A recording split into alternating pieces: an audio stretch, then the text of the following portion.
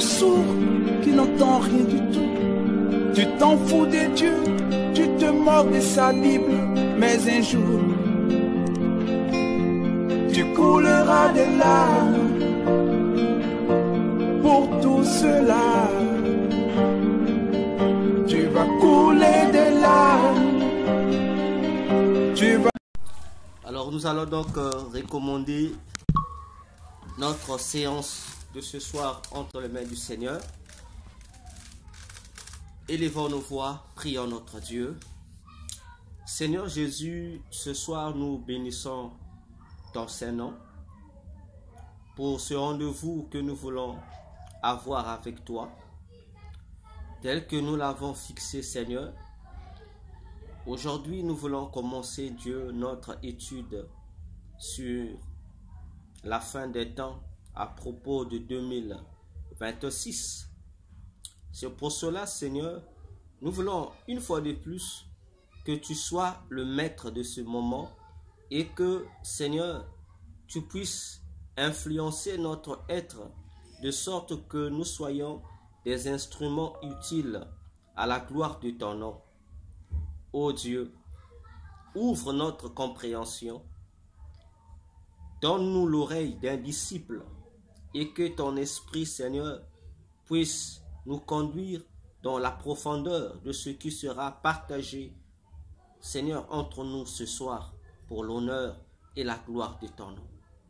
Saint d'Israël, ô Jésus, laisse maintenant que nous soyons sous ta couverture spirituelle, Seigneur, et que toute œuvre de l'ennemi contre nous soit vouée à l'échec.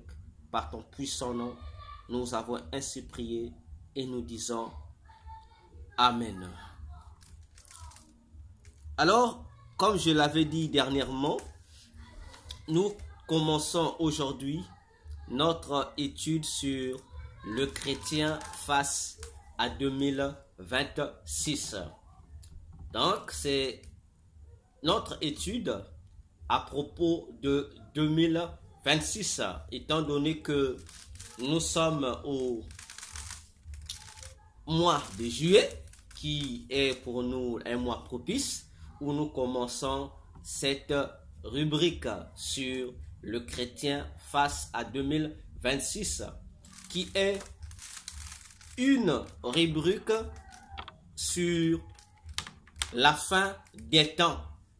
Et dans cette rubrique, nous parlons des événements qui vont se réaliser l'année prochaine afin de sensibiliser l'Église corps de Christ, de sorte que chaque chrétien, chaque Église de Jésus puisse prêter attention à ces événements pour mieux s'y prendre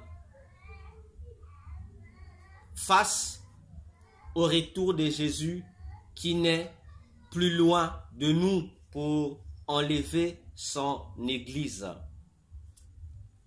Alors, chers tous, je pense déjà, depuis, pour certains, bien-aimés, cette étude, sa version numérique, je les ai envoyés. Ils ont reçu cela depuis 2024. Et d'autres l'ont reçu depuis janvier 2025.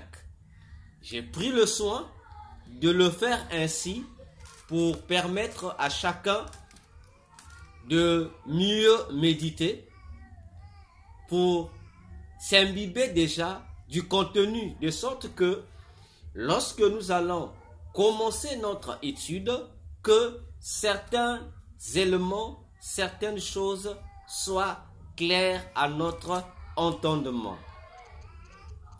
Quoique, comme me l'a dit le pasteur Nestor, dans le document, je n'ai pas tout dit, parce qu'il y aura toujours des choses que je vais dire qui ne figurent pas dans le document. Certes, c'est vrai, parce que le document permet de donner la grande partie de l'élément, puisque dans le document, nous ne pouvons pas tout notifier. C'est normal. Et ensemble, nous allons décortiquer les événements de 2026. Alors, rappel, c'est depuis février 2023 que nous avons reçu du Seigneur Jésus-Christ les révélations divines relatives à 2024, 2025 et 2026, depuis février 2023. Et pour ceux qui ont l'habitude de nous suivre, nous avons répété cela depuis 2023.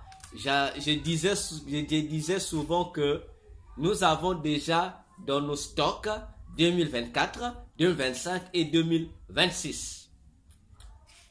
Et pour ceux qui sont attentifs à nos différentes études à propos des événements futurs, vous allez voir que tout le long de cette étude, Chrétiens face à 2000 temps, vous allez voir que ce que nous disons, et c'est ce qui se réalise tel que nous l'avons dit, sans détour.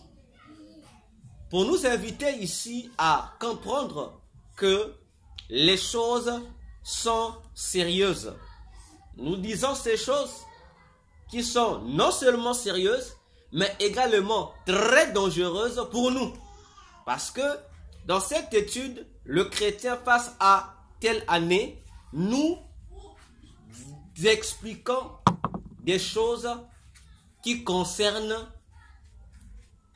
en profondeur la politique et plus précisément les choses que nos leaders politiques disposent. C'est ce que nous faisons le plus souvent et cela est pour nous très dangereux. Ceux qui comprendront pourquoi c'est dangereux. Parce que vous savez bien que parler du temps de la fin, c'est parler en long et en large des ruses du diable dans les milieux politiques. Et toucher les domaines politiques est un élément nuisible.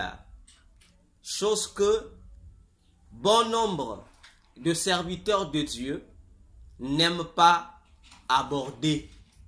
Ils préfèrent passer outre, éviter de toucher ces questions-là. Parce qu'ils veulent conserver leur vie.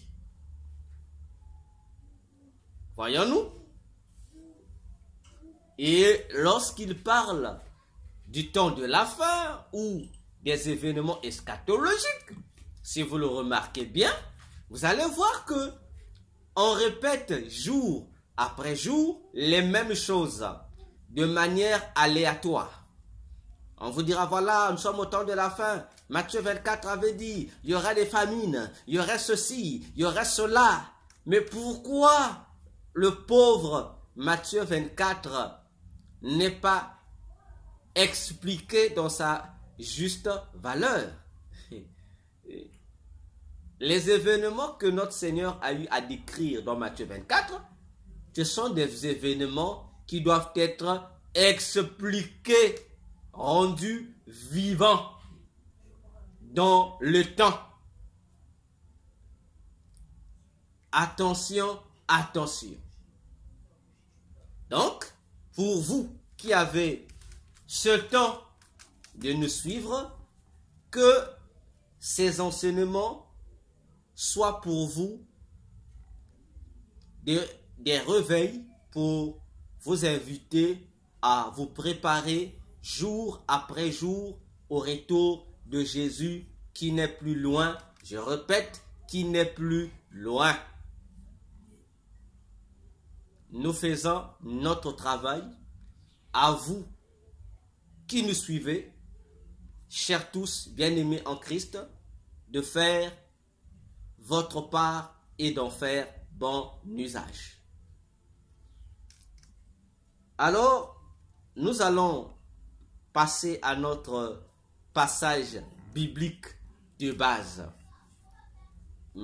Puis Psaume 19, versets 7 à 8.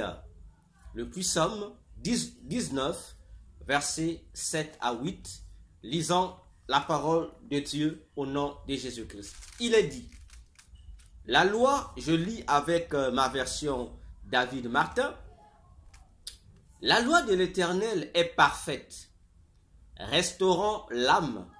Le témoignage de l'Éternel est assuré, donnant la sagesse aux simples. Les commandements de l'Éternel sont droits, ils réjouissent le cœur. Le commandement de l'Éternel est pur et fait que les yeux voient. Voilà, soulignez-moi cette dernière partie. Et fait que les yeux voient. Voilà notre texte de base. Puis Psaume 19, versets 7 à 8.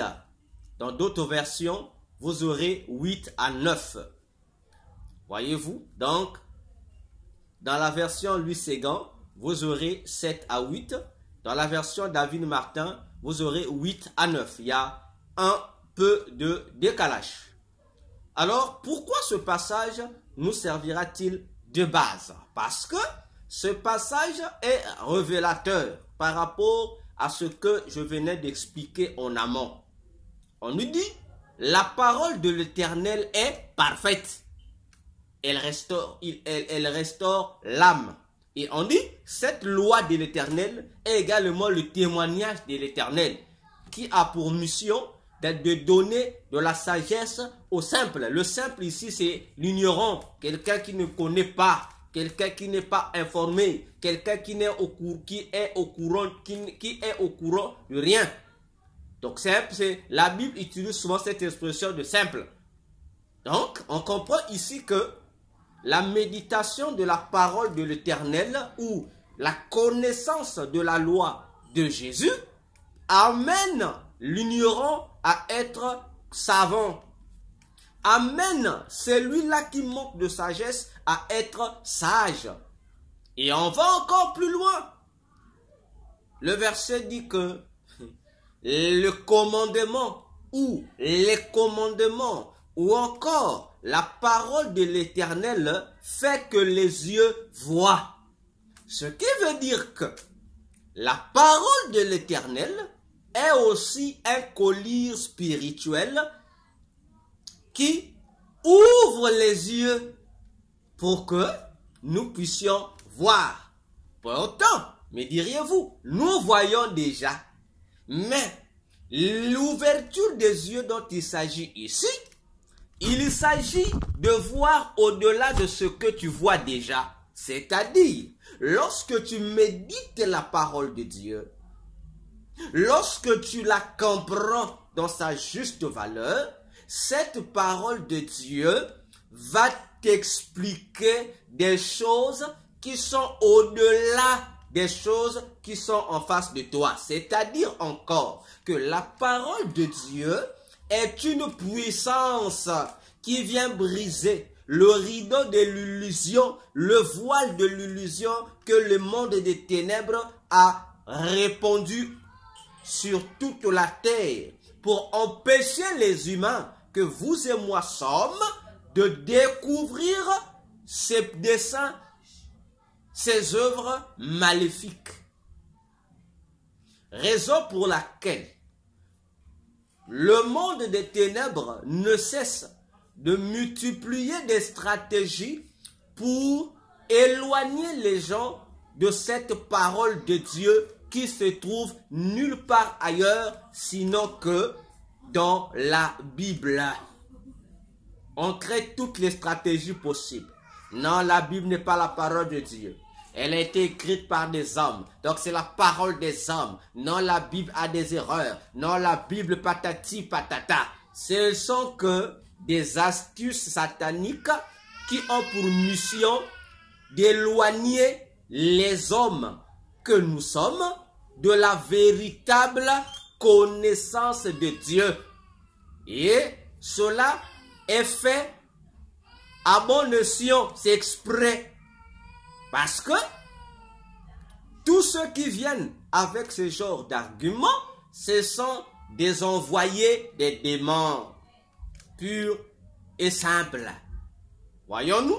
Donc, bien-aimés dans le Seigneur Jésus-Christ, médite la parole de Dieu, fais confiance à la Bible, elle va t'ouvrir les yeux, elle va te donner des yeux pour que tu voies au-delà de ce que les humains voient. Attention, nous sommes qu'à l'ouverture de notre étude. Nous sommes à l'ouverture. Donc ce passage va nous servir. Alors, bonsoir. Nous avons dit ici, la fois dernière j'ai dit que nous allons inaugurer l'étude sur le chrétien face à 2026 en parlant des élections présidentielles qui auront lieu en République du Congo-Brazzaville. Voyons-nous donc, après notre texte de base, nous ouvrons une grande parenthèse, puisque ces élections font partie de l'année 2026, n'est-ce pas? Alors, nous allons aujourd'hui inaugurer notre étude par cet événement pour comprendre un tant soit peu ce qui va se passer. Et puis, comme dit chaque mercredi, nous allons évoluer avec notre étude. Alors, nous allons lire encore 2 versets de la Bible à propos de notre grande parenthèse.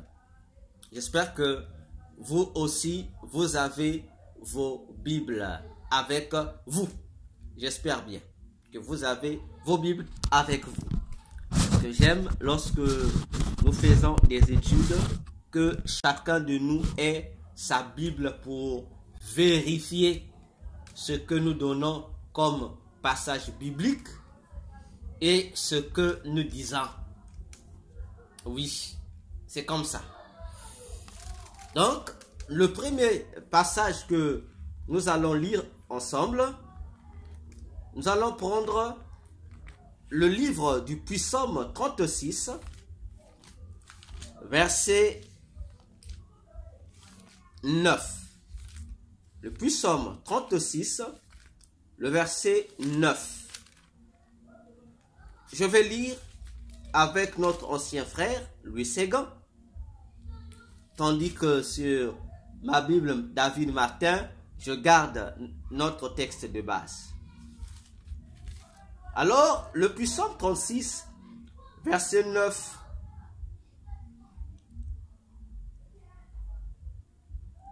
nous dit ceci. Bon, chez vous, dans Louis Séguin, ça sera le verset 10. Dans la version David Martin, c'est le verset 9. Mais sûrement, dans vos Bibles, ça sera le verset 10. Il est dit, car auprès de toi est la source de la vie. Par ta lumière, nous voyons la lumière. Car auprès de toi, c'est-à-dire auprès de l'Éternel notre Dieu, est la source de la vie. Par ta lumière, nous voyons la lumière. C'est notre premier texte qui va nous introduire dans cette grande parenthèse. Et c'est cette phrase que je vais prendre. Par ta lumière, nous voyons la lumière. Alors, si on essaye de réfléchir ensemble, par ta lumière, nous voyons la lumière. Alors, je vous repose la question. Quand même, répondez-moi. La question est celle de savoir. Il a dit, nous, par ta lumière, c'est-à-dire par la lumière de l'Éternel, nous voyons la lumière. Alors, ici, combien de lumières avons-nous? Vous avez la parole.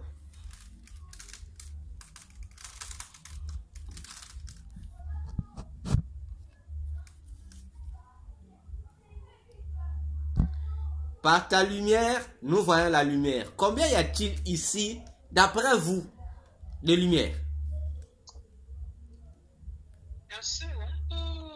Ok, une seule lumière.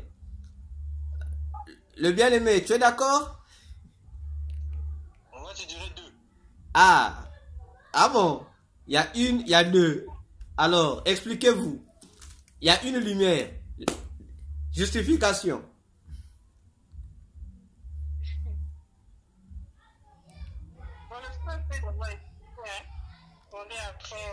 Ah, pendant que tu réfléchis.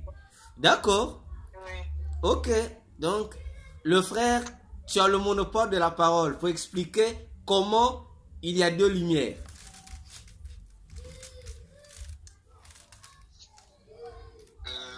La première lumière, c'est celle qui vient en premier. Elle est différente de celle générée en second. Voilà pourquoi il y a deux lumières. Ok. C'est bon. Différentes parce que... Oui. Vas-y, évolue pour toi. Tout simplement parce que sans la première lumière, on identifie pas la seconde.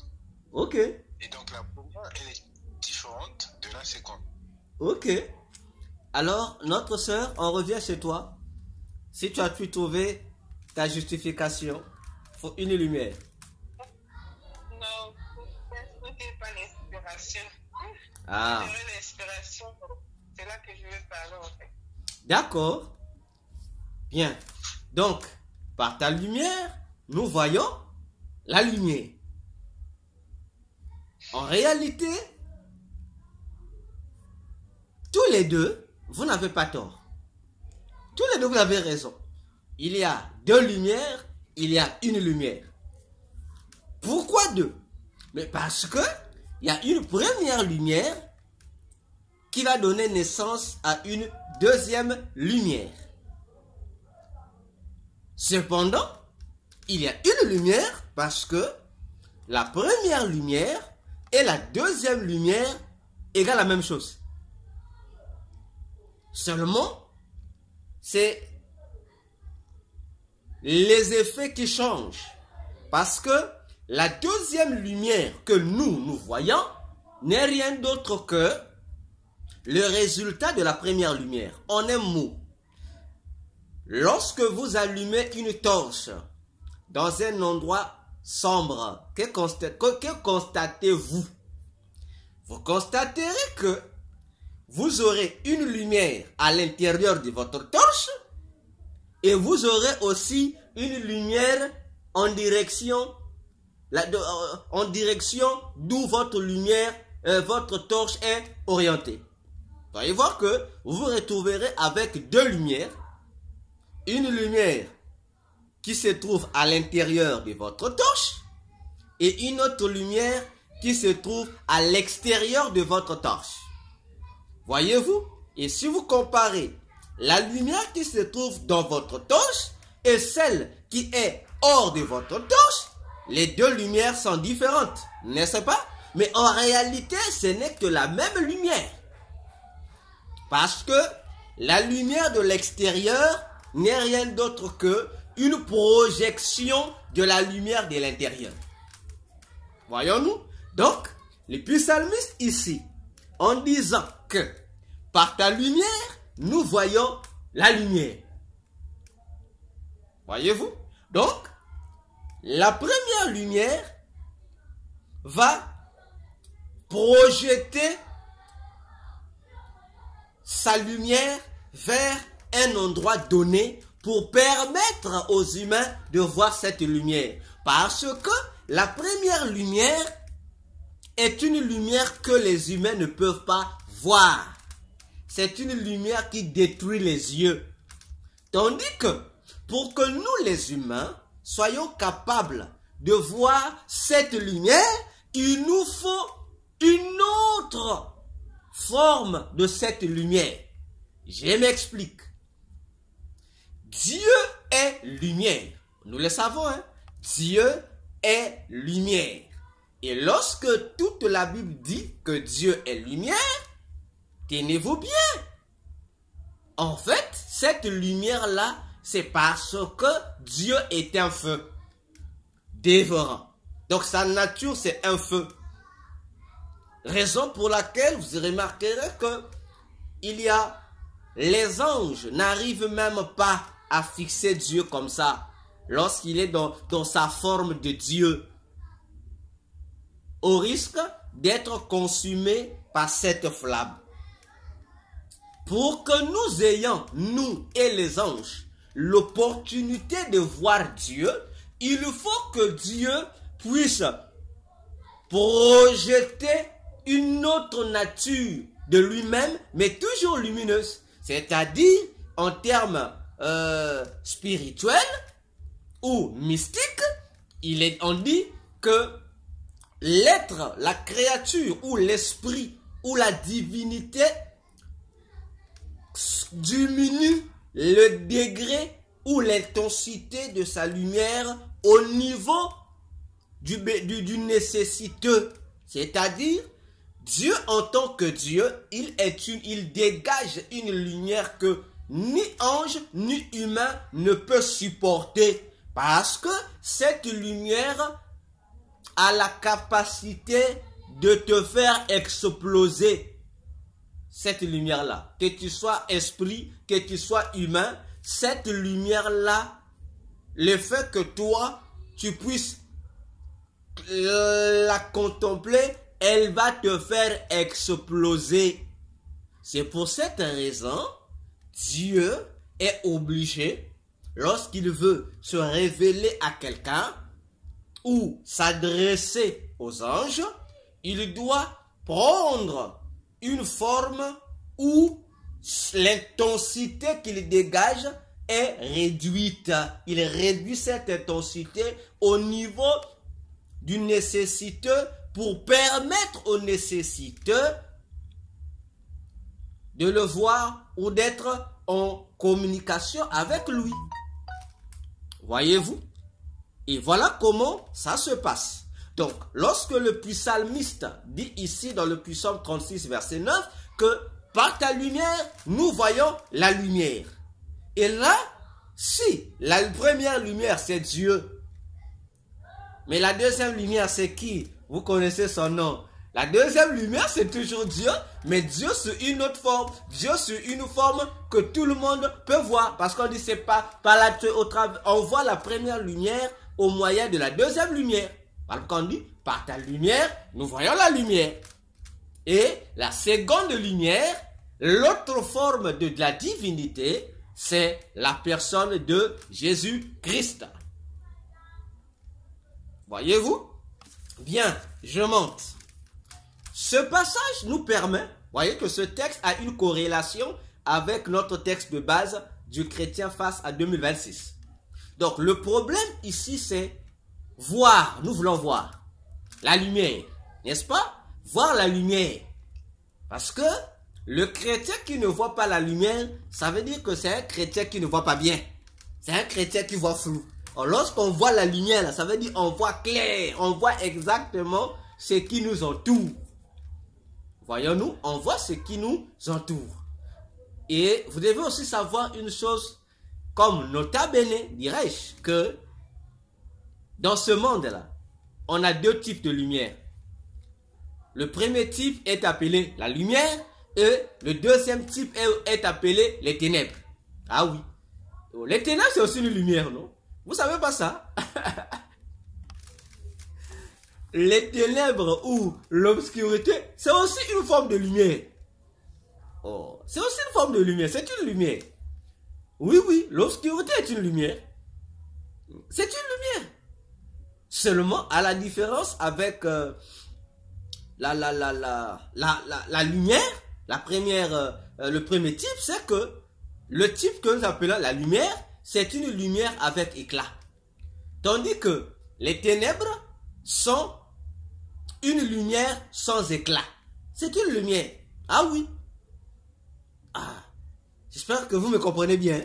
C'est aussi une lumière. C'est pourquoi vous avez dans le monde deux camps. Le camp de ceux qui aiment la première lumière, la lumière qui est éclatante, et le camp de ceux qui n'aiment pas la première lumière, qui préfèrent la deuxième lumière, les ténèbres. Voyez-vous? Parce que les démons et leur fameux roi, le diable, ils aiment les ténèbres, non? Maintenant, comment faut-il pouvoir dans les ténèbres? Il va comment? Parce que toi et moi, si on nous met dans l'obscurité, on va rien voir. Mais eux, dans l'obscurité, ils voient. Mais il faut comment pouvoir? Donc c'est un décor. Donc c'est une lumière aussi. Voyez-vous? C'est une lumière. Mais ce qui est bien, nous appartenons au premier type de lumière là. Là où on voit clair. Là où les choses ne sont pas cachées là. Là où tout est clair. Voilà. Alors, nous prenons notre deuxième passage. Et le deuxième passage, c'est Proverbe 25, le verset 2. Proverbe 25, le verset 2. Proverbe 25, le verset 2 dit ceci. La gloire de Dieu, c'est de cacher les choses. La gloire des rois, c'est de sonder les choses. Je répète. Proverbe 25, verset 2. La gloire de Dieu, c'est de cacher les choses. La gloire des rois, c'est de sonder les choses. Donc, vous remarquez ici un parallélisme. On dit, la gloire de Dieu, c'est de cacher les choses. Tandis que la gloire des rois, c'est de sonder les choses. Voyons-nous. Donc, Proverbe nous présente deux personnalités ici et leur gloire. On a d'un côté Dieu, de l'autre des rois. Bon. Si vous voulez vous casser la tête à réfléchir, les rois dont il s'agit ici, est-ce nos rois, est-ce que... Non, laissez la tête tranquille. Repartons dans le jardin d'Éden. Repartons là-bas. Dans le jardin d'Éden, au commencement de l'histoire des sociétés des hommes, nous n'avons que deux personnes. Oui, je dis deux personnes. La première personne que nous avons dans le jardin d'Éden, c'est Dieu. Vous êtes d'accord avec moi? C'est Dieu. La deuxième personne qu'on nous présente, ce sont les humains, l'homme et sa femme. Et lorsque Dieu présente l'homme et sa femme, Dieu leur donne un titre. Et le titre que Dieu leur donne, c'est quoi? Des rois, n'est-ce pas? Genèse 1, verset 26. Faisons l'homme à notre image. Non, j'aime pas le mot faire, c'est pas le verbe faire. Établissons l'homme à notre image, notre ressemblance, pour qu'il domine, c'est-à-dire qu'il puisse diriger, qu'il puisse paître, qu'il puisse commander, qu'il puisse gérer. Gérer quoi? La création de Dieu. Donc, Adam et Ève étaient les premiers rois humains. C'est eux. Alors, Proverbe 25 ici nous révèle un jeu que Dieu fait avec les rois que lui, il a établis. Sa gloire à lui, c'est de cacher les choses. C'est-à-dire, c'est d'être un Dieu mystérieux. Ça, ceci fait la gloire de Dieu. Il est mystérieux. La gloire, Dieu est mystérieux. Jésus est mystérieux. Ah oui. Et c'est cet état de mystérieux qui fait sa gloire. Voyons-nous. Cependant, lui, Dieu, a établi pour gloire des rois que lui-même établit. C'est quoi? C'est d'être capable de comprendre les secrets de Dieu. Voilà la gloire de l'être humain. Et c'est un jeu. Donc Dieu est l'homme et l'humain qu'il a créé jouent au cache-cache. Dieu cache, l'humain doit découvrir. Et si l'humain est capable de découvrir le secret de Dieu, de découvrir ce que Dieu a caché, l'humain sera heureux et ça fera sa gloire. Voyez-vous, ça fera sa gloire. Donc, si Adam et Ève, qui étaient, la Bible dit, des fils de Dieu, étaient des rois, donc, les rois dont il est question ici dans Proverbe 25, verset 2, ce ne sont pas les rois de nos pays, non, ni les rois de nos tribus, non, mais ce sont ceux qui portent l'appellation paternelle de fils de Dieu, c'est-à-dire ceux qui ont reçu Jésus en tant que Seigneur et Sauveur de leur vie. Ce sont ceux-là qui sont des fils de Dieu, des rois aux yeux de Dieu. Preuve, Apocalypse 1, versets 5 à 6.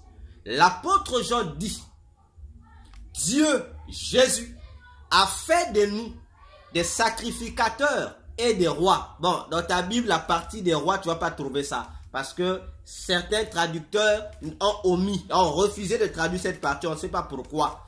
Mais dans les textes grecs, ça figure. Dieu a fait de nous des sacrificateurs et des rois pour Dieu. C'est-à-dire, Jésus fait de nous des sacrificateurs et des rois pour Dieu.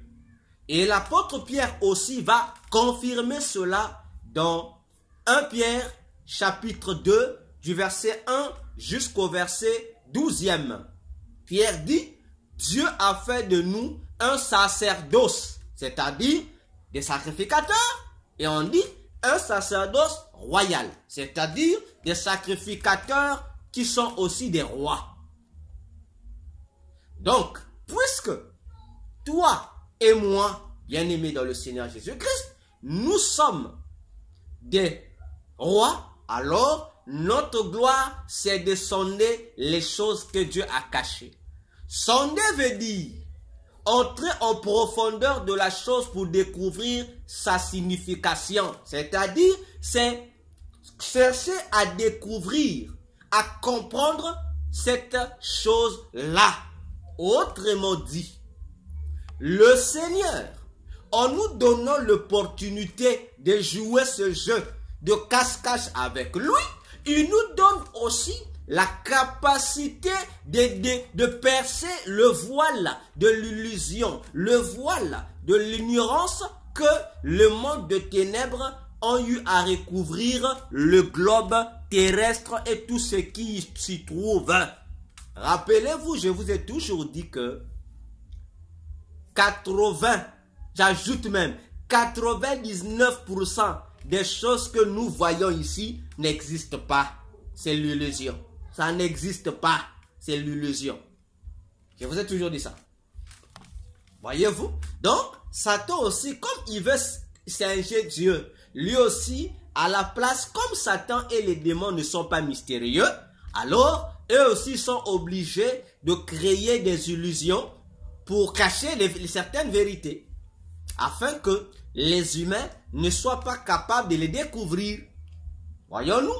Et nous, comme déjà, si nous avons la capacité de découvrir ce que Dieu a caché, mais combien à plus forte raison les choses que le diable et ses démons ont cachées? Là encore, comme on dit, c'est plus facile. Voyez-vous? C'est plus facile.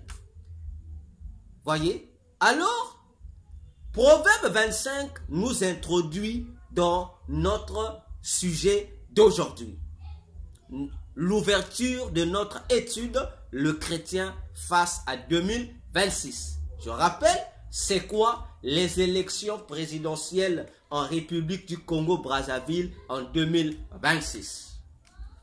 Qu'est-ce qui va se passer? Qu'est-ce qui va se passer? Et on va jouer les cache-cache là. On va sonder les choses cachées pour que ça fasse notre gloire. J'espère que nous tous ici, ça va. Vous êtes toujours avec moi.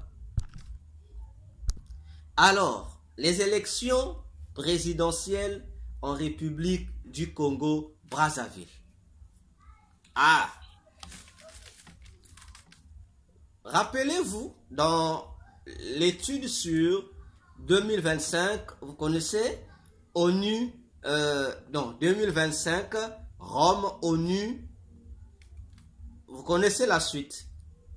Et dans la rubrique du pape François, j'ai dit, et j'insiste, j'ai dit que dans le plan du diable, dans son calendrier principal, c'est que lorsque l'Antichrist viendra régner sur la terre, il doit venir trouver au pouvoir le président qui est là, en RDC, le président Félix, il doit venir le trouver là.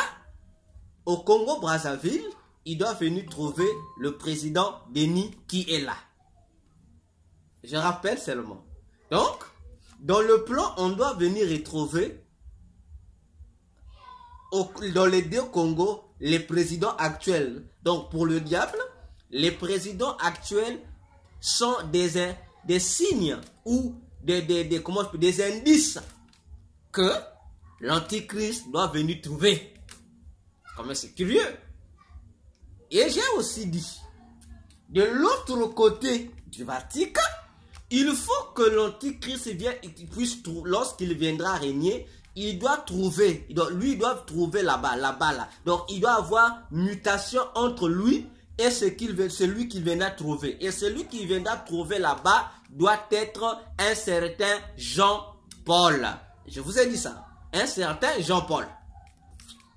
Donc, il doit venir trouver la succession donc je dirais, la postérité de Jean-Paul. Parce que les Jean-Paul sont une seule postérité. Et aujourd'hui, nous sommes avec toujours les Jean-Paul, n'est-ce pas? Et sous le costume de François ou de Francis. On a vu ça. Ce sont des Jean-Paul toujours. Sous l'identité de Francis. Alors, ça veut dire que on a trois indices. Donc, nous sommes dans les règnes, nous sommes dans les règnes papales de Francis et dans la politique au Congo-Brazzaville de Sassou Nguesso et en RDC de Félix Tshisekedi. Retenez ça. Et je répète.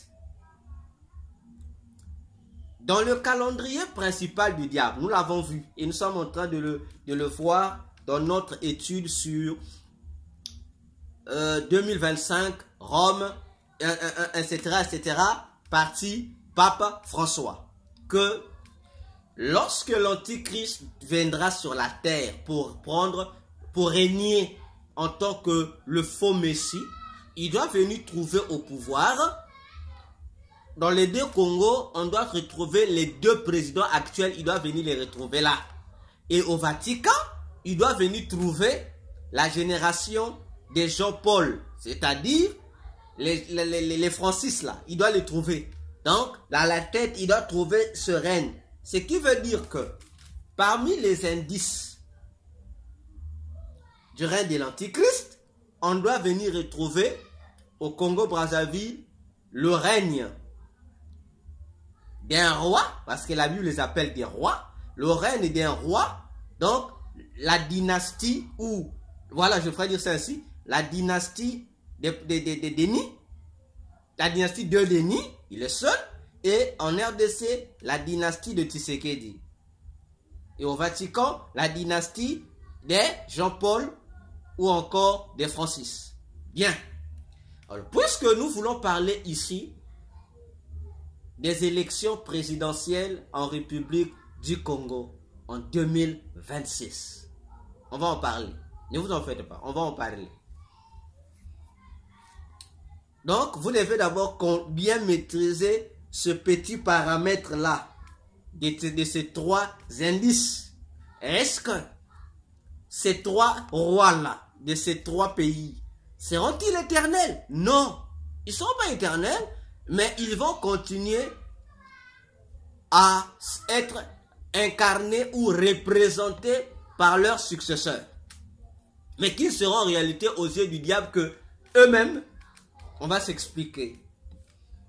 Alors, pour le Congo-Brazzaville, vous avez l'habitude de suivre les médias. Moi, je suis les médias rarement, je vous assure, rarement. Le Congo-Brazzaville a, lors des élections, ou si vous voulez comprendre les choses qui vont se réaliser au Congo-Brazzaville, en bien comme en mal, sur le plan spirituel, bon non, spirituel je confesse à Dieu, je mets l'autre côté pour ne pas qu'on s'embrouille. Dans le monde de Satan, il y a un indice qu'ils ont mis là, qui vous permet de comprendre déjà ce qui va se passer au Congo-Brazzaville. Et l'indice qu'on a mis là, c'est un pays. C'est un pays, c'est un animal. C'est un pays, c'est un animal. Voyez-vous? Et cet animal-là, c'est le coq. C'est le coq. Donc, lorsque ce coq-là apparaît, ce qu'il dit, lorsqu'il oriente son message en direction du Congo, ça veut dire, en fait, il annonce ce qui va arriver.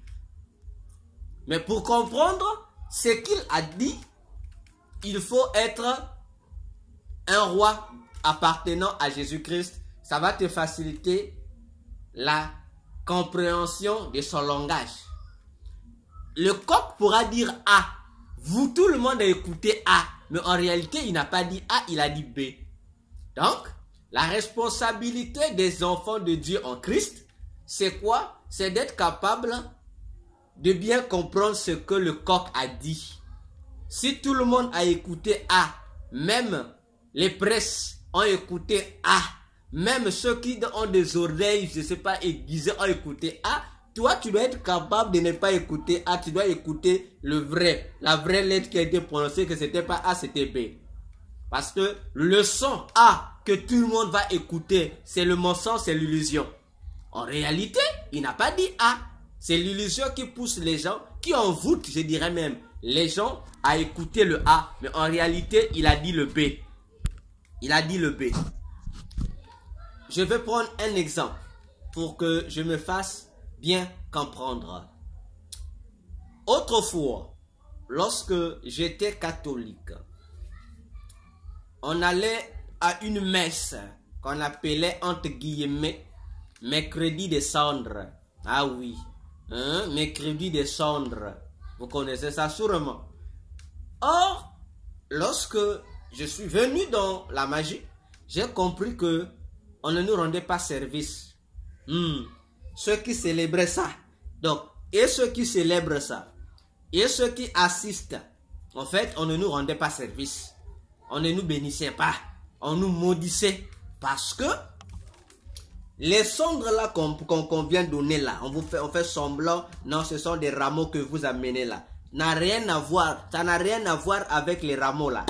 Parce qu'on vous dira que ces cendres là, ce sont des rameaux. C'est faux. Ces cendres là ne sont pas des rameaux. Les rameaux sont mis là seulement pour vous aveugler. Les cendres là proviennent des cimetières. Hein? Ces cendres là proviennent des cimetières. Ah, ce sont des ossements humains, de certains cadavres qu'on prend, qu'on brûle. Ou encore, on prend les os des morts-nés. Ils sont déterrés par ces soi-disant serviteurs de Dieu là.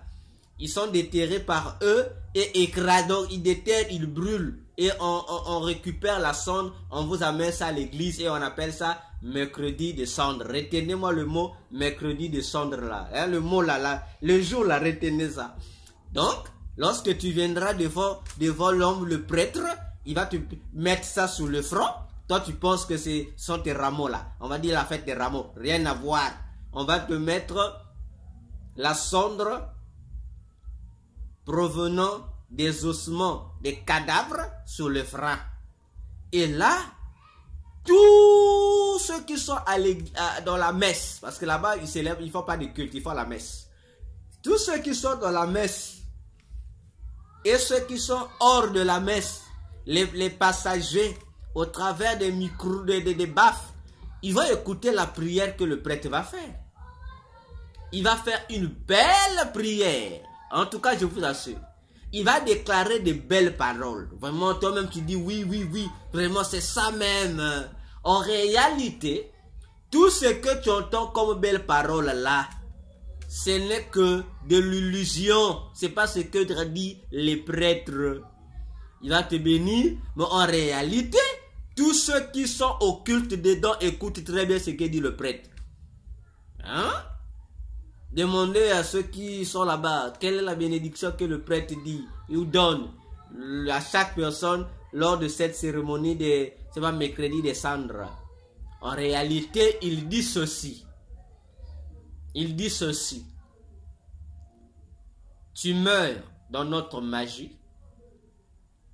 En résumé, je résume seulement. Donc lorsqu'il tout ce qu'il déclare là, en réalité, il dit seulement que d'abord tu es mort. Et quand tu es mort, je t'aide à mourir dans notre magie. Voilà l'objectif de ce fameux culte mercredi des cendres. Comment ils appellent ça? Voyez-vous? Donc, je peux appeler c'est de l'arnaque intellectuelle, en fait. Vous écoutez autre chose, mais en fait, il vous maudit. Et si tous ceux qui sont à la messe écoutaient réellement ce que le prêtre disait, je crois que personne ne va encore à la messe. Personne n'ira encore à la messe. Voyons-nous? Donc, le coq est un indice pour notre pays, le Congo-Brazzaville. Le coq, c'est un indice. Donc, lorsque le diable veut faire quelque chose, il envoie son messager qui est le coq. Et les occultistes savent de quoi je suis en train de parler là. Le coq est un messager. Ils savent que le coq est un messager. Ils le savent. Donc, c'est le premier élément qu'on doit retenir. Le coq est un messager. Pour le Congo-Brazzaville, le coq est un messager. Je rappelle encore, je commence par les animaux, par l'identité totémique. Et puis, on va expliquer leur pays, les noms des pays. Le Congo-Brazzaville est représenté par deux animaux. Bon, en fait, c'est un mariage entre deux animaux. Le lion et la panthère. J'ai dit, le Congo-Brazzaville est représenté par deux animaux totémiques. Vous avez le lion et... Oh, qu'est-ce que j'ai dit la panthère? Le lion et le léopard. C'est pas la panthère, le léopard. Ces deux éléments là. Ces deux entités là. Voilà. Donc ça représente notre pays, le Congo-Brazzaville. Alors, le lion et le léopard ne peuvent pas cohabiter. Mais quand même, pour que le Congo soit Congo, il faut que les deux puissent cohabiter. Ok? Et ces deux individus-là, le lion et le léopard, ils ont un messager qui est le coq. Voyez-vous? Et lorsque le coq vient parler, il dit autre chose à la foule, mais au lion et au léopard, il dit autre chose. Donc les lions et le léopard comprennent mieux le message du coq que le reste du monde. Ah oui. Ah oui. Alors, les élections pointent à l'horizon. 2026, élections présidentielles. Et pour parler, déjà les gens s'agitent. De l'autre côté, les militants des partis politiques aussi s'agitent. Les populations qui ont besoin du changement, qui ont besoin du renouveau dans le pays, ceux qui aiment le développement, eux aussi, ils sont en ébullition.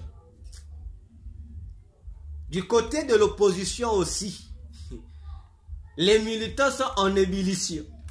N'est-ce pas? Tout le monde est en ébullition. Mais ce qui est curieux, du côté de l'église, où sont les prophètes? Là, on a besoin de prophètes. Mais où sont-ils? Personne ne disparaît. Personne ne gère cette affaire-là. Les prophètes ont disparu. Donc, ils ne font pas cas de cette affaire-là. Et ils préfèrent faire cas de sous-vêtements des gens. Ça, c'est leur spécialité. Mais les vrais cas, là, ils ont disparu. Tant mieux. Tant mieux. Voyons-nous. Alors, étudions le coq. Étudions le coq. J'aime étudier avec ma Bible à côté. étudions le coq. Vous allez voir que nous avons, parmi les animaux domestiques, nous avons deux animaux qui jouent le rôle de gardien ou de sentinelle. Deux. Dans les pays où ces animaux sont, vous avez le chien et le coq. Bon, lorsque je parle du coq, je fais allusion aussi à la race, là, le coq ou la poule. Voilà. Le chien assure la protection ou son rôle de sentinelle la nuit. Donc, le chien est une sentinelle pour les gens de la nuit. Lorsque le chien aboie la nuit, il communique des informations, des messages à ceux qui dorment pour leur dire « Réveillez-vous, il y a un danger, réveillez-vous, il y a telle situation. » Ah oui. Bon, comme on n'est pas capable d'écouter le langage du chien, bon, nous on n'écoute que les aboiements du chien, les ouh, de tout ce qu'il fait. Mais ce sont des messages. Ceux qui ont la capacité d'écouter, écoutent correctement ce que le chien transmet comme information. Donc, le chien gère les gens qui dorment la nuit. Tandis que le deuxième animal sentinelle, c'est le coq. Le coq ne gère pas les gens qui dorment. Non. Le coq n'est pas un messager pour les gens de la nuit. Cependant, il l'est pour les gens du matin, les gens qui sont réveillés. Ah oui. Le coq parle, donne des messages à ceux qui sont déjà réveillés, c'est-à-dire à ceux qui sont en état d'éveil. Et le coq attend que le matin apparaisse, il communique son message pour dire aux gens qui sont éveillés, maintenant, maximisez des efforts, maintenant, apprêtez-vous à affronter les réalités de la journée. Voilà ce que signifie le fameux cri du coq. Cocorico! Voyez-vous? Un petit mot, c'est moi, il dit réveillez-vous. Il dit aux gens, vous êtes réveillés, maintenant, soyez prêts, mettez tout en place pour être capable d'affronter les réalités de la journée. Donc, si le chien sensibilise la nuit, le matin, le coq sensibilise. Il vient sensibiliser pour que chaque être réveillé ou éveillé sache prendre ses armes. Parce qu'il va aller à la guerre. Tandis que le chien réveille les gens pour dire attention, il y a un danger ici. Prenez des prédispositions pour combattre. Parce que avec les chiens, l'attaque est à domicile. Notez cela. Avec le chien, l'attaque est à domicile. Mais avec le coq, c'est l'individu qui va attaquer l'attaque. J'espère que vous me comprenez bien. Je répète. Avec le chien, la sensibilisation invite la victime à se défendre. Cependant, avec le coq, la sensibilisation invite la présumée victime à aller combattre son coupable ou son auteur ou son oppresseur. J'espère que c'est bon. Alors, le coq ici, c'est un pays qu'on appelle la France. Je répète, le coq, c'est un pays qu'on appelle la France. J'ouvre une parenthèse. J'entends dire, surtout sur les réseaux sociaux, les fidèles des églises des Noirs, les gens qui aiment toujours nous les cultes des ancêtres, nous les Africains, nos dieux, les dieux de nos... Vous les connaissez. Ils prennent l'audace de dire que l'emblème du coq qu'a la France, que cet emblème provient du Congo. Entre guillemets, lors de la Deuxième Guerre mondiale. C'est un cadeau que Brazzaville a donné au général de Gaulle, qui a permis à de Gaulle, lorsqu'il a fui, il a fui clair pour dire « Nous avons vaincu la bataille par la guerre ». C'est ce qui est raconté. Ah, c'est un symbole des Congo qui ont donné à la France. Je dis, c'est un mensonge. C'est même un vilain mensonge, je vous assure. C'est un vilain mensonge. Il y a un gros maître que j'ai repris sur les réseaux sociaux. Je lui ai dit, arrête de dire les bêtises que tu es en train de publier là. Parce que la France a cet emblème-là depuis l'Antiquité. C'est l'emblème d'autrui des peuples qu'on appelait des Francs. Depuis l'Antiquité.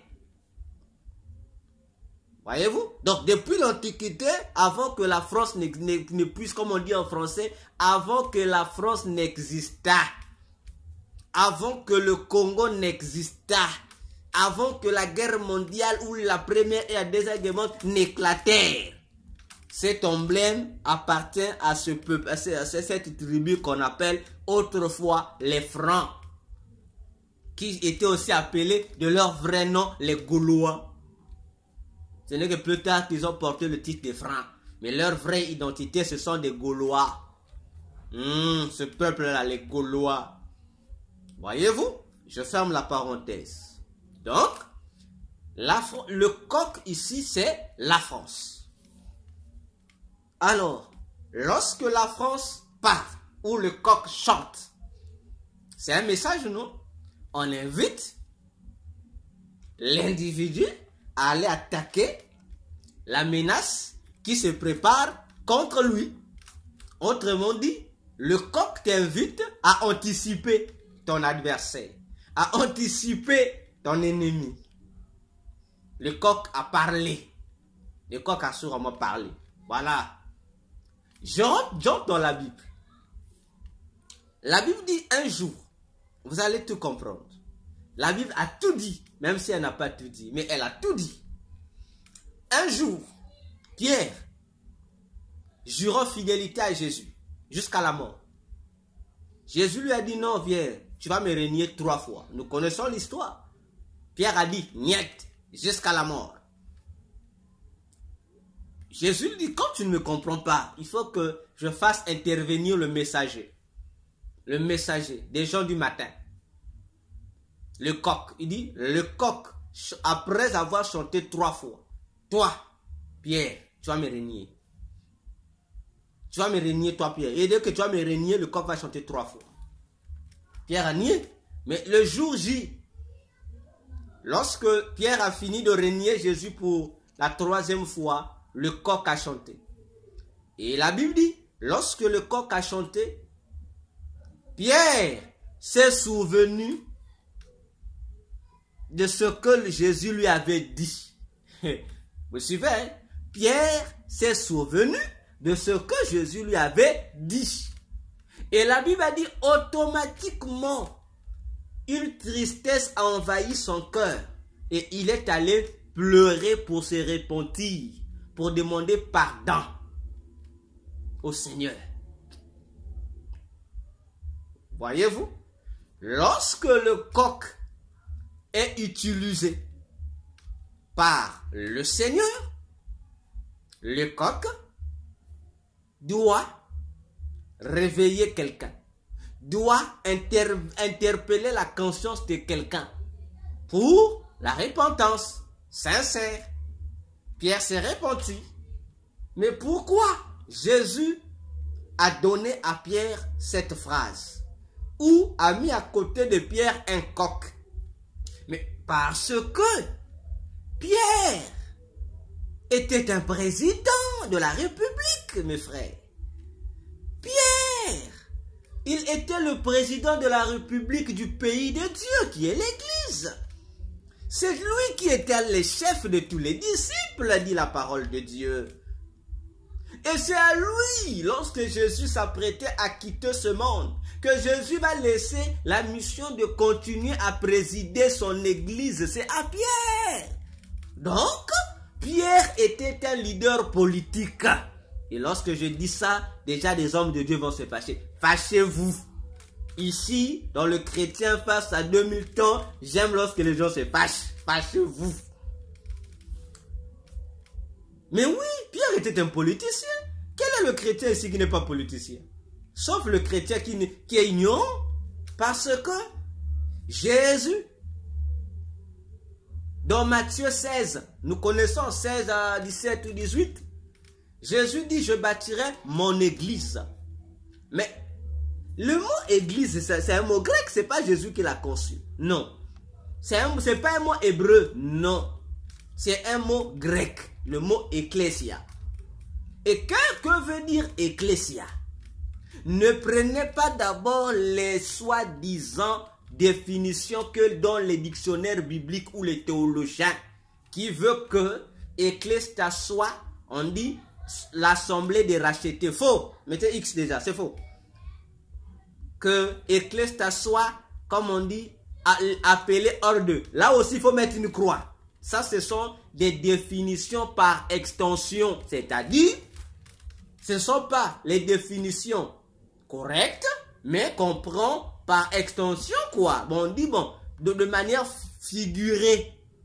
Oui, c'est ce que veut dire ecclésia. Mais ecclésia, signification d'ecclésia, c'est quoi en grec? Prenez le dictionnaire grec. Ecclésia en grec ne veut pas d'abord dire appeler hors d'eux. Non, ça veut dire assemblée des politiciens. Voilà ce que ça veut dire. Assemblée des politiciens pour prendre les décisions importantes à propos de la nation. Voilà ce que ça veut dire en grec, le mot ecclésia. Donc, c'est une assemblée des décideurs politiques qui doivent décider sur les affaires de la nation. Ah, non, posons-nous la question, bien-aimés dans le Seigneur. Pourquoi Jésus n'emploie-t-il pas un mot religieux pour qualifier son assemblée? Mais il prend un mot politique. Il y a un problème. Hein? Je vous assure, il y a un problème. Donc Jésus ne prend pas un terme religieux pour qualifier son église ou son assemblée ou son peuple. Mais il prend un terme politique. Ah, mais pourquoi? Mais c'est déjà pour dire à l'église que, et aux chrétiens que, vous êtes des politiciens de Dieu. Ah oui. Et là, c'est ce que les hommes de Dieu n'aiment pas entendre. Oh, vous allez entendre ça.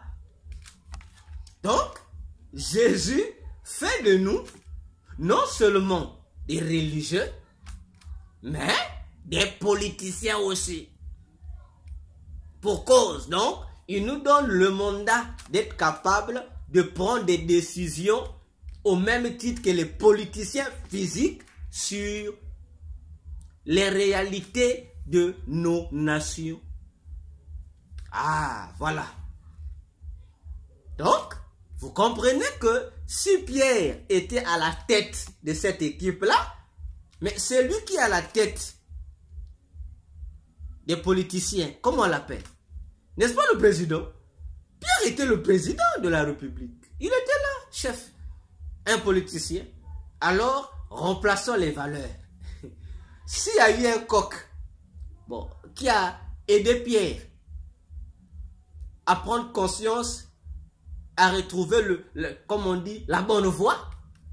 Donc, il y a aussi un mauvais coq qui pousse les pierres à ne pas se repentir. Ah oui, parmi lesquels vous avez la France. C'est un mauvais coq. Ah oui, vous devez aller chercher le coq de Pierre là. Ça c'est un beau coq. Mais si vous cherchez un autre coq, ah, tant pis pour vous. Donc, vous comprenez déjà que lorsque les coqs d'aujourd'hui parlent, ce n'est pas pour inviter les leaders politiques à retrouver le bon chemin. Mais c'est pour leur dire, dans le mauvais chemin que vous avez emprunté là, continuez. Continuez. Et si le coq a déjà parlé pour notre pays, écoutez le discours. Moi, je n'écoute pas ça. Et allez écouter le discours Inversez seulement le discours qu'il va dire. Je ne sais pas si le coq a déjà parlé, mais je vous dis, si le coq a déjà parlé pour la République du Congo-Brazzaville, prenez les paroles du coq là, mettez ça à l'envers. C'est-à-dire, si le coq a dit oui, comprenez qu'il a dit non. Donc prenez le discours là.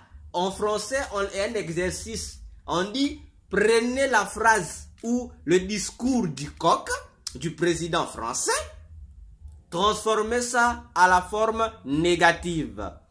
Et vous allez comprendre le vrai message que le coq a donné au Congo-Brazzaville. On commence là. Et rappelez-vous que on doit venir retrouver le leader actuel du Congo-Brazzaville. Il doit rester jusqu'à ce que l'Antichrist soit venu. Rappelez-vous cette partie-là. N'oubliez pas. Alors, est-ce que le coq a déjà parlé? Allez vérifier. Je ne sais pas. Allez vérifier. Si le coq a déjà parlé, allez vérifier. Continuons. Autre élément. Élection 2026. Le Congo aura-t-il un nouveau président? Parce que tout le monde est convaincu qu'on aura un nouveau président. Tout le monde est convaincu, quoi. Surtout les individus qu'on appelle l'opinion internationale. Bon, je ne sais pas si ça a été toujours des individus ou ce sont des machines, je n'ai jamais compris. Pourquoi ils appellent l'opinion internationale? Parce que lorsqu'on cherche c'est qui l'opinion internationale, on n'a jamais découvert c'est qui. Bon, tout le monde veut ça. On dit il y aura un nouveau président, il y a un nouveau président. Mais je vous annonce déjà que on n'aura pas un nouveau président. On n'aura pas un nouveau président. Ah oui. Parce que le leader actuel doit rester jusqu'à ce que l'Antichrist viendra. Donc si l'Antichrist viendra en l'an 100 000, il sera là. Comprenez? Ça veut dire ceci. Les élections qui auront lieu. Bon, si aussi il y aura élection. Les élections qui auront lieu. Ligne directe. L'actuel président sera, comment il y a une expression politique qu'on utilise, il sera successeur à sa propre succession. Donc, c'est lui qui va passer. Manière indirecte, s'il ne passe pas lui-même, c'est lui qui va passer, va le succéder là. Qu'il soit de son parti politique ou pas, même s'il soit d'un nouveau parti politique, même si ce parti politique c'est un parti de l'opposition, même si on prend un opposant, on met là, même si tout le monde va crier oyez, je vous dis, le nouveau, je répète mes mots, hein, que ça soit que lui-même puisse repasser, ou que ça soit une autre personne puisse prendre, repasser là-bas. Lui-même, le nouveau personnage, c'est toujours lui. Ça sera toujours quelqu'un qui doit incarner son identité spirituellement parlant, parce que c'est comme ça que ça a été configuré par le monde de ténèbres. Donc pour comprendre ça, comprenez la logique qui se passe, qui s'est passée, que j'ai expliqué entre le pape François et son successeur. En fait, le successeur n'est rien d'autre que François sur une autre peau, et ce sera la même chose avec le Congo-Brazzaville. J'espère que je suis clair. Je ne vais pas par 4 chemins. Donc, même si c'est une nouvelle tête qui est là-bas, vous qui allez crier oyez, vous criez oyez pour rien. Parce que c'est toujours le même personnage que vous n'allez pas voter là, qui est revenu. Que vous ne le voulez pas, ça sera comme ça. Bon, si vous voulez éviter ça, c'est impossible aussi. Ça sera comme ça. Même si vous allez jeûner 1000 ans, ça sera comme ça. Dieu ne va pas changer ça, ça sera comme ça. Dieu va changer autre chose, mais pas ça. Ça sera comme ça. Voilà. Continuons. Rentrons dans l'élément encore très choquant. Et je vous dirai toujours, comme d'habitude, allez vérifier. on doit avoir 3 règnes. Bon, par rapport aux 2 Congos et au Vatican. N'est-ce pas? Puisque on a expliqué la dernière fois que les Vaticans, c'est comme un individu qui pousse une brouette. Voyez-vous donc, tous les éléments qui composent la brouette, ce sont les grandes puissances, entre guillemets, parmi lesquelles il y a la France. Donc la France, c'est un instrument, l'un des instruments que le Vatican utilise pour atteindre ses fins sataniques. Ok, bien. On a vu dernièrement, je vous ai dit que le règne des Francis ou de Jean-Paul a commencé avec le pape Jean-Paul Ier. Donc, à partir de Jean-Paul Ier jusqu'à aujourd'hui, tous les papes là qui ont régné là, ce n'est que la même personne. Ah oui, sataniquement parlant, ce n'est que la même personne. C'est le même esprit qui règne. Alors, de l'autre côté, en République démocratique du Congo, le président actuel là aussi, il n'est pas le premier. Lui aussi, il est un ancien esprit qui continue à régner. Voilà pourquoi il doit rester. Même si on le change, celui qui viendra, il aura toujours le même esprit. Tout comme avec les papes là. Le pape Francis là, c'est le même esprit. Oui. Ah. Je vous explique. C'est là où les choses deviennent compliquées. Je vous explique. Nous avons fait une étude sur en 2023, on en a parlé, et en 2024, on en a parlé. Et dans notre conférence sur le Congo atteint des destin prophétique, on a abordé ces éléments-là. Regardez. L'esprit Kisekedi est un esprit qui n'a pas commencé avec Kisekedi. Non. L'esprit Kisekedi a commencé avec le tout premier président de la République démocratique du Congo. Le premier président de la République démocratique du Congo, autrefois appelé, oui, c'était le Congo belge, son premier président, un certain Kasavubu, n'est-ce pas? Vous allez constater que Kasavubu porte un nom qui identifie l'esprit dont on va parler là. Il porte le nom de Joseph. Et vous allez voir, tous les présidents de la RDC sont des Joseph. Ils ont Joseph. Mais lorsque vous arrivez, donc, Kasavubu, Joseph. Génération Mobutu, Joseph. Génération Kabila, Joseph. Et dès que vous arrivez à la génération Tshisekedi, il y a une forme de transition. En réalité, Joseph est toujours là. Ah oui, Joseph est toujours là. Joseph est là. Vous dites, mais Tshisekedi ne porte pas le nom Joseph. Oh, Joseph est là. Oh, Joseph est là. Vous ne voyez pas, Joseph est là. Joseph est là. Et c'est voilà pourquoi dans notre étude 2025, 2 points, Rome, ONU, 1, Égypte. Je vous ai dit, dans l'Égypte là, il y a 2 pays. Il y a le Congo, RDC et le Congo, Brazzaville. Voyez-vous? Alors, si tous ont commencé avec les Joseph, mais pourquoi porte-t-il le nom de Joseph? C'est lié à quoi? Mais c'est lié à Joseph en Égypte. En les mots, la référence c'est l'Égyptien Joseph. Et lorsqu'on arrive à Tshisekedi, le Félix Tshisekedi, on arrive à lui. Je ne sais pas comment on l'appelle, je ne sais pas comment aussi là, ce nom-là, je ne sais pas comment. Mais je vous assure, allez chercher. Vous allez voir dans le nom de Tshisekedi, premier élément, vous allez retrouver le nom Joseph. Ou un élément qui rappelle Joseph. Parce que le nom Joseph veut dire ce qu'on ajoute. Un ajout ou ce qu'on a additionné. C'est ce que veut dire le nom hébraïque de Joseph. Un ajout ou ce qu'on a ajouté ou son plus. C'est le nom de Joseph. Si vous ne retrouvez pas la même signification du nom de Joseph dans les noms du président actuel de la RDC, vous allez retrouver d'autres titres de Joseph dedans. Parce qu'en Égypte, Joseph était premier ministre et on l'appelait, c'est un leader. Un bon dirigeant. Vous allez, je vous assure, chercher dans les significations du nom de Kisekedi, là, ce nom-là. Vous allez retrouver Joseph là-bas.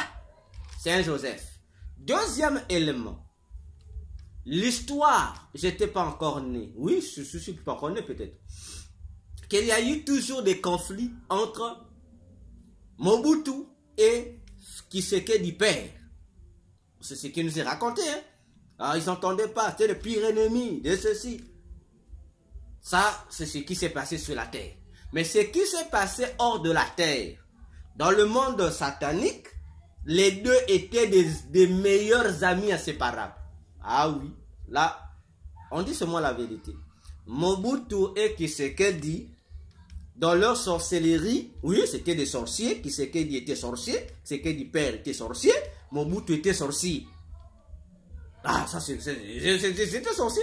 Et c'est non seulement qu'ils étaient sorciers, mais ils étaient aussi hautement ancrés dans l'occultisme, les deux. Et c'était des bons amis inséparables la nuit, comme on dit chez nous, la nuit. La journée, ils font semblant de se combattre, mais la nuit, des meilleurs amis. Ils s'entendaient très bien. Avant que Mobutu ne prenne une décision, il le consultait lui, son fameux ennemi de la journée. Et la nuit, ils s'entendent et la journée, ils viennent faire le théâtre. Ils viennent jouer aussi leur scénario. Ah oui, c'était le vrai ami. Donc, si l'un est parti, l'autre est le successeur de l'autre. Donc, Kisekedi n'est que le successeur de son vieux ami Mobutu. Je vous assure, hein, peut-être les vieux satanistes qui m'écoutent là, hein, même s'ils n'aiment pas dire ça, parmi les gens qui ont gâté, on dit souvent, on accuse souvent Mobutu, mais je vous assure, il n'était pas le seul dans le coup. Il y a l'autre côté là qui paraissait être bon, qui c'est que du père aussi a fait, donc les deux, c'est une complicité des deux, pour faire que le pays soit ce qu'il est aujourd'hui. Une catastrophe. Voilà. Donc, le règne de l'esprit Kisekedi là a commencé depuis le premier. C'est Joseph qui continue. Et on doit retrouver le même esprit jusqu'à ce que l'Antiquité va apparaître. Ça sera le même esprit. Donc, les militants, vous souffrez pour rien. Lorsque vous dites non, nous sommes les pros Kisekedi, nous sommes les pros ceci, vous perdez votre temps. En fait, c'est vous qu'on divertit. On vous divertit pour rien. Et c'est vous qui vous entretuez pour rien. Vous vous insultez pour... Donc, on vous pousse à même à pécher pour rien. Voyons-nous? Bien. Aujourd'hui, ce n'est pas notre affaire, la République démocratique. Nous sommes au Congo. Alors, chez nous aussi, l'esprit actuel est là. L'esprit du président actuel n'a pas commencé aujourd'hui. Non! Ça n'a pas commencé aujourd'hui. Oh, ça a commencé là-bas. Cet esprit-là a commencé là-bas. Dès les premières heures de la présidence, ça a commencé là-bas. C'est le même esprit. Ça a commencé là-bas. Et on va expliquer où ça a commencé. Ne vous inquiétez. Le premier président du Congo s'appelle Fulbert Yulu. Fulbert Yulu, nous connaissons. Après Fulbert Yulu viendra le deuxième président, Massamba Deba. Après Massamba Deba, viendra un troisième président, Marien Ngouabi. J'ai dit Marien Ngouabi. Alors, l'esprit actuel là, du président actuel a commencé avec le deuxième président, avec Massamba Deba. Ça a pris forme avec le troisième président. Et c'est à partir du troisième président, tous les autres présidents qui sont passés, ce n'est que la réincarnation du même président qui continue maintenant. Rappelez-vous, Jean-Paul Ier a échoué à la mission, n'est-ce pas? Il fut remplacé par celui qui a fait asseoir cette mission, Jean-Paul II. Le second président, Masson Mandeba, a échoué à la mission qui lui a été donnée. Il a échoué. Alors, le troisième devrait le remplacer et il a réussi. Satan ne fait rien pour rien. Voyez-vous? Et cet esprit commence là-bas avec... Donc, ça commence effectivement à partir du troisième président. Et on va les comprendre en profondeur. Ça commence avec lui. Jusqu'à ce que l'Antichrist viendra, il doit trouver cet esprit qui doit continuer. Alors, remarquez vous-même. Vous allez voir que le président Marien Ngouabi accède au pouvoir par un coup d'État. Ah oui. Il prend le pouvoir par un coup d'État. Lorsqu'il prend le pouvoir, il le prend avec le grade de capitaine. Notez, j'ai dit, il prend le pouvoir par un coup d'État. Le poste est vacant. Oui. On appelle le président Masson Mandeba de récupérer son poste. Une fois que le président Masson Mandeba vient récupérer le poste, Ngouabi, en tant que capitaine, il va tout faire. Comme il était influent, il va tout faire pour modifier la Constitution. Il va modifier la Constitution qui a été établie dès le départ par ses prédécesseurs pour gérer la nation. Et à l'intérieur, il va insérer la création d'un nouveau... Comment on peut appeler ça? Je peux appeler ça une nouvelle structure qui devrait gérer l'État. Bon, il va appeler ça le Conseil national de la Révolution. Voyez-vous, il va créer ça. Et c'est là que ça va commencer. Donc, le conseil là sera décidé, c'est le conseil, ce fameux Conseil national de la Révolution qui deviendra l'organe qui va diriger le pays. Alors que le président est là. Donc cet organe a même le pouvoir sur le président. Et ce qui est curieux, la personne qui est le président de cet organe, c'est qui? C'est Marien Ngouabi. Et c'est cet organe qui va commencer à gérer le pouvoir en place. En dépit du président. Et jusqu'à ce que ce pouvoir-là, ce conseil va commencer à démolir le président dans ses fonctions. Jusqu'à la fin. Et jusqu'à ce que ce même conseil va donc décider de donner à Marien un nouveau grade, commandant, et fera de lui président. Ah, voilà comment ça s'est passé. Bon, même si on aimait ce président Ngouabi, voilà ce qui s'est passé. Voyez-vous? Alors, regardez, je dis bien et je pèse mes mots. Après Ngouabi, lorsqu'il meurt, qui prend le pouvoir? Qui va gérer? Qui a géré? Ah, il faut demander aux Congolais. On va nous citer de Yombi Opango, on va citer de ceci. Non, n'ombrez pas le peuple. Lorsque Ngouabi meurt, qui a pris le pouvoir? Qui gérait la nation? N'est-ce pas le président actuel? À l'époque, capitaine, oui, je crois capitaine. N'est-ce pas? C'est lui qui gérait. C'est lui qui passait les autres. Bon, toi, passe ici. Intérim d'abord. Toi, passe jusqu'à ce que lui-même a décidé d'être là. Donc, il a géré, comme on dit, dans l'ombre. Il a géré. Mais à quel titre, capitaine? Ngouabi prend le pouvoir, capitaine. Hein? Lui aussi, capitaine. Ah, c'est pas nouveau, hein? Et vous, si vous regardez bien dans le monde, le même esprit qui agit, regardez, je dis, regardez tous les présidents africains qui ont fait tapage dans le monde.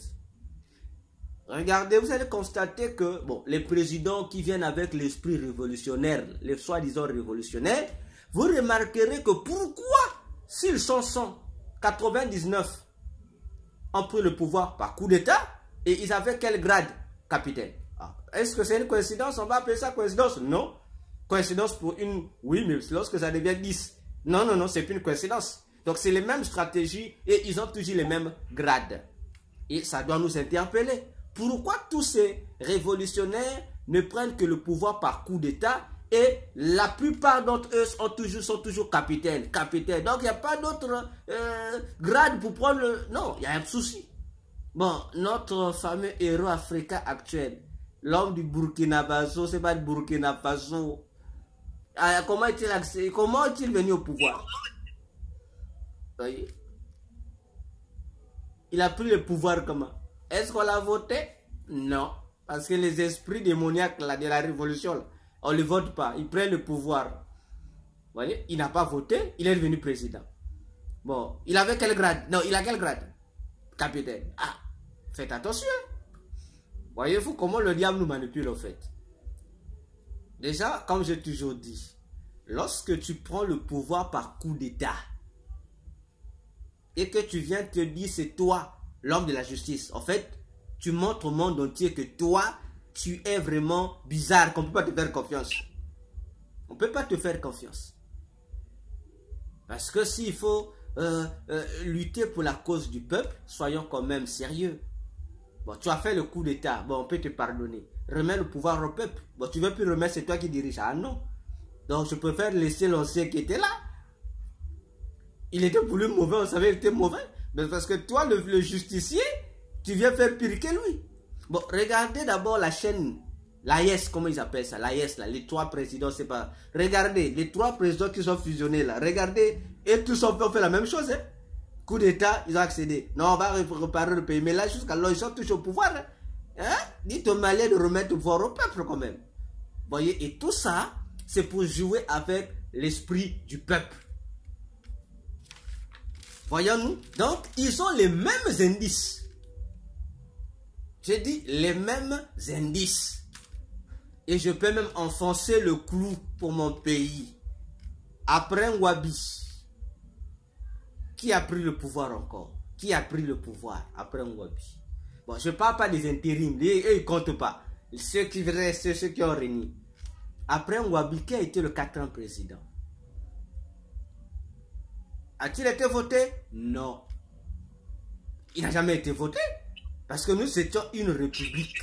Il n'a jamais été voté. Donc, il a été mis là, placé par force lui-même. Il s'est assis. Le 5e président qui a pris le pouvoir.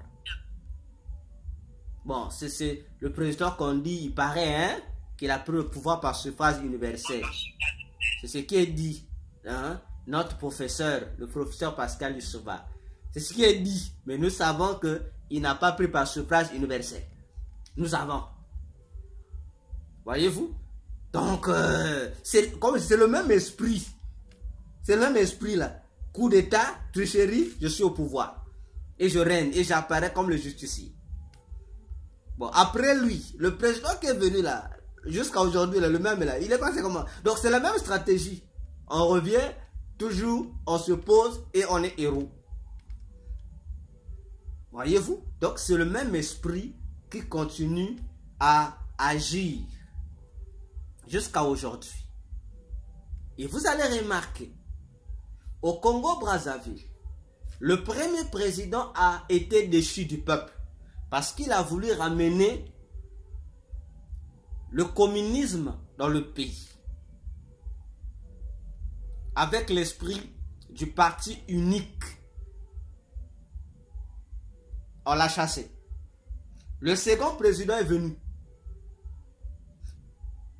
Lui aussi, il a été chassé lorsqu'il a commencé avec le même esprit. Parti unique. Le 3e président est venu imposer ça. Et jusqu'à aujourd'hui, on est dans le même esprit. Le parti unique. Géré par qui? Par la Russie. Autrefois appelée l'URSS. Non, je vous pose la question. Regardez la cartographie du Congo. Le Congo a quel régime? Regardez seulement. Vous allez retrouver la Russie qui est là. Mais qu'est-ce que ça fait? On nous ramène, les mêmes esprits doivent fonctionner. Et vous allez regarder, tous les révolutionnaires, ils agissent avec quel esprit? L'esprit de la Russie. Ah oui, c'est pas pour rien. Ceci a une cause. Voyez-vous, tout ceci a une cause. Alors, le coq qui est la France ici, comme c'est l'outil de travail aussi de Francis, j'ai dit, allez vérifier. Le président actuel de la France, lui aussi c'est un Francis. Lui aussi il est fils de Francis, je suis sûr. Allez vérifier. Je vais arriver, ne vous en faites pas, allez vérifier. J'ai dit, le président actuel de la France, le président actuel de la France, Monsieur Macron, il est la sémence de Francis. Donc lui aussi, il est une incarnation d'un certain Francis. J'ai dit, allez vérifier. J'assume ce que je dis. Je l'assume. Allez vérifier. Parce que ce n'est pas possible. S'il n'est pas l'incarnation de Francis, il ne peut pas. Il ne peut pas être président à cette heure-là. Il ne peut pas. Ah oui, il ne peut pas. Parce que les chefs là doivent avoir l'esprit Francis. Les chefs doivent garder l'esprit Francis. C'est-à-dire l'esprit Jean-Paul. Hein? Vous comprenez mon émotion. Alors, remontons l'histoire. Le président actuel de la France, le président qui est là, il est la continuité de son prédécesseur. Le prédécesseur qui était là, c'était François Hollande. François Hollande n'est rien d'autre que la continuité de son prédécesseur, qui est Nicolas Sarkozy. Ah oui, Nicolas Sarkozy. Donc, vous avez Sarkozy, vous avez Hollande, puis vous avez l'autre qui vient, Macron. C'est les mêmes esprits qui continuent à agir. Les mêmes esprits, je dis bien, qui continuent d'agir. Alors, réfléchissons un seul instant. Réfléchissez vous-même. J'avais dit, pourquoi l'esprit Francis? Mais parce que le nom Francis, François, etc., etc., ça vous donne, c'est le nom de Trouy d'un démon. De son vrai nom, il s'appelle Akam. C'est le démon séparateur. C'est le démon de la division. L'esprit séparateur. Le démon de la division. Le démon Akam. Voyez-vous, c'est le démon Akam. Et le même nom, c'est le même nom qui vous donne le nom franc ou français. C'est le même nom, ça provient du même nom. Voyez-vous, c'est le même nom. Donc, si la France et son président actuel agissent pour le compte de Francis, j'ai dit non seulement que le pays porte l'emblème de Francis, le président aussi doit porter Francis. Il doit avoir le son, j'ai dit, biologique de Francis en lui. Alors, je vous dis, j'assume ce que je dis. Allez vérifier la vie de Macron, sa famille. Bon, chez nous, on dit l'arbre généalogique. Voilà. Vous allez remarquer qu'il est dans sa famille. Je ne sais pas, ça va être du côté maternel ou paternel, mais je vous assure, dans sa famille, il sera descendant. Donc, l'un de ses ancêtres s'appellera Francis. 2. Ce président, je vous ai dit, les Juifs ne manquent pas. Depuis 2023, j'ai dit, le monde sera sous ébullition des Juifs. C'est normal. Je vous ai dit dernièrement que Donald Trump est allemand. Et il est juif. Ouais, on dirait qu'il est américain, oui. Mais il est allemand. Et juif. Et je vous dis aussi, le président français qui est là, il est juif. Moi, j'assume ce que je dis. Vous faites des recherches. Le président Macron est non seulement descendant d'un certain monsieur Francis, il est aussi juif. Cherchez. Il est juif, ça ne peut pas rater. La configuration satanique est comme ça. Ça ne peut pas rater. Macron est juif. S'il ne l'est pas du côté de son père, non, je suis sûr que ça sera du côté de sa mère. Oui, il faut que ça soit du côté de sa mère. Oui, oui, il faut que ça soit du côté de sa mère. Parce que c'est la configuration. Voyez-vous? Donc, l'antichrist sera juif du côté de sa mère. Donc, je suis sûr et certain et j'assume encore ce que je dis. Macron est juif du côté de sa mère. Et il est aussi arrière-petit-fils d'un certain Francis. Il faut que les deux identités s'incarnent en lui. Et en tant que le coq, s'il a déjà fait son discours où ouvertement il parlera, je vous assure, je ne sais pas si ça a été fait ou pas, mais il va parler ouvertement du Congo-Brazzaville et il va citer le nom du président. Soit ça sera dans une conférence de presse ou dans un meeting, je suis sûr.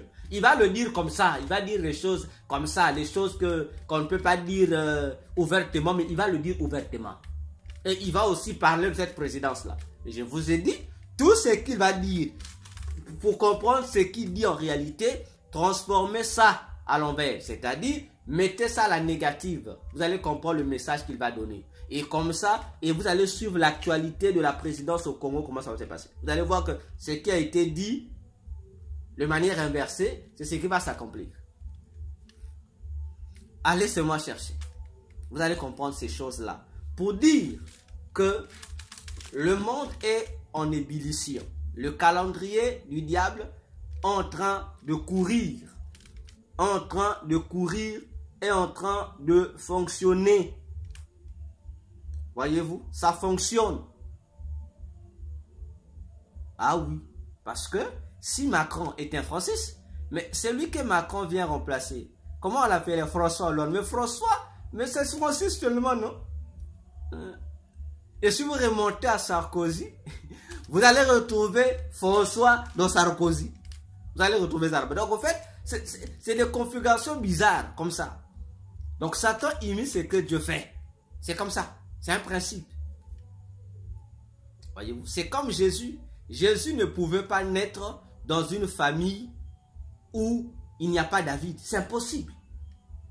C'est impossible. Jésus ne pouvait que naître dans une famille où il y a David pour que lui puisse porter le titre de David. Le nom de David, on l'appelle David. C'est voilà pourquoi, parmi tous les couples, Dieu a regardé le couple qui était confort. Il a vu un jeune couple, Joseph et Marie. Joseph, descendant de David, Marie aussi, descendant de David. Ah, Dieu a dit, voilà, c'est ici. Allez, je dois naître ici. C'est comme ça que le plan fonctionne. Parce que si Jésus devait naître fils d'un tel, on ne retrouverait pas David, ça allait fausser. Ça allait fausser la prophétie. Il ne pouvait pas être David, parce que dans les prophéties, Osée en a beaucoup parlé. Osée, Zacharie, Ézéchiel dit que Dieu dit, au temps de la fin, Israël va chercher David. Mais lorsqu'on voit les périodes, on annonce que David doit encore exister, alors que David est mort il y a longtemps. Et la Bible nous fait comprendre que le nouveau David qu'Israël va chercher, c'est Jésus. Donc, en Jésus, on doit voir l'identité de David. Tout comme aussi, dans le président du Congo-Brazzaville, on doit voir l'esprit de François. Dans le président de l'autre côté là-bas aussi, de la RDC, il faut que l'esprit François soit. Donc, tous les présidents qui sont en train de faire la vie, ils sont en train de faire leur vie sur la terre maintenant. Si vous regardez bien leur vie, vous allez retrouver l'esprit François en eux. Et c'est ça l'objectif. L'objectif, c'est pour préparer la voie à l'Antichrist pour que l'Antichrist vienne faire son travail. Pour aujourd'hui, je m'arrête ici. On va faire la suite peut-être prochainement, mais je m'arrête d'abord ici pour dire les élections qui auront lieu, il n'y aura pas de nouveau président. Même s'il sera nouveau, vous allez voir, c'est une nouvelle personne, mais c'est toujours un ancien président. C'est toujours le même qui va continuer. Donc, toi chrétien qui au Congo ne souffre pas à avoir la radio collée à l'oreille. Pour dire, ah, ça a changé, il n'y aura pas de changement. Il n'y aura pas de changement. Il n'y aura pas de changement. C'est pourquoi ne soyez pas des fanatiques des politiciens. Ah non. Aime un politicien, mais ne sois pas fanatique. Voilà pour notre parenthèse d'aujourd'hui à propos du chrétien face à 2026. Nous nous arrêtons ici.